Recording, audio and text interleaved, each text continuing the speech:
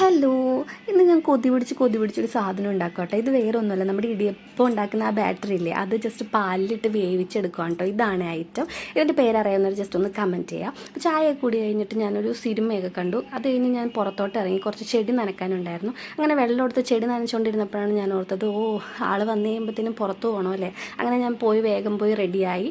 ആൾ വന്നപ്പോഴത്തേനും ഞങ്ങൾ പുറത്ത് പോയി. പോകുന്നത് വേറെ എങ്ങോട്ടും അല്ല, നേരെ ഞങ്ങൾ വിട്ടത് തോപ്പുംപടി സുധിയിലോട്ടാണ് കേട്ടോ.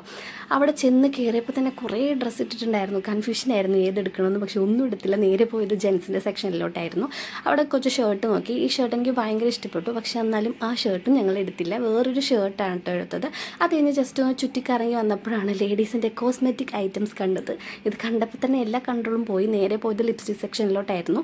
ഈ ഷെയ്ഡ് എനിക്ക് ഭയങ്കരമായിട്ട് ഇഷ്ടപ്പെട്ടായിരുന്നു. പക്ഷേ എന്നാലും ഞാൻ എടുത്തില്ല.